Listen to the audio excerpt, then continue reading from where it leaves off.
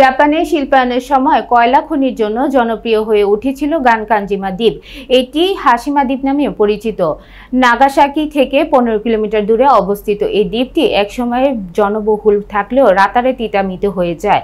সবুজহীন এই ভুতুড়ে দ্বীপের উঁচু আবাসনগুলি থেকে দেখলে মনে হয় সমুদ্রের মাঝে একটি সামরিক জাহাজ যেন নোঙর ফেলে দাঁড়িয়ে রয়েছে।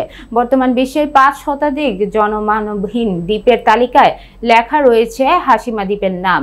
জেমস বন্ডের স্কাইফল সহ বেশ কয়েকটি ছবির শুটিংও হয়েছে এই দ্বীপে।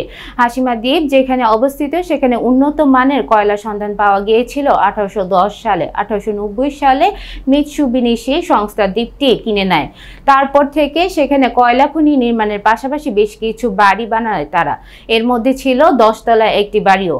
1959 সালের মধ্যে হাশিমা দ্বীপের জনসংখ্যা 5000-এর গণ্ডি পেরিয়ে যায়। প্রতি বছর এই দ্বীপে 1 বর্গ কিলোমিটার এলাকা থেকে 4 লক্ষ টন কয়লা উৎপাদিত হয়। হাশিমা দ্বীপের উন্নয়নের জন্য সেখান থেকে একের পর এক আবাসন তৈরি করা হতে থাকে।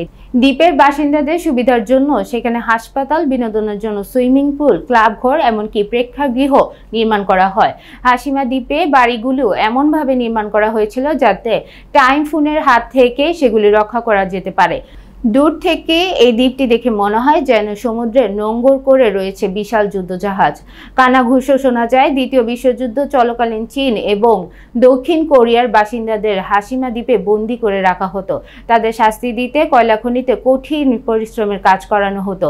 কিন্তু 1960 সালে জাপানের শিল্পে কয়লার পরিবর্তে পেট্রোলিয়াম জায়গা করে দেয়। দেশ জুড়ে সমস্ত কয়লা খনি বন্ধ করে দেওয়ার নির্দেশ দেওয়া হয়।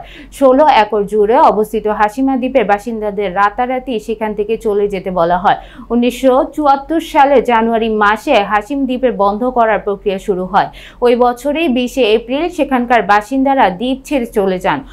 2009 সালে পর্যটকদের জন্য খুলে দেওয়া হয়েছিল এই দ্বীপটি। তবে অ্যাডভেঞ্চার প্রেমীরাই এই দ্বীপে বেড়াতে যেতে পারতেন।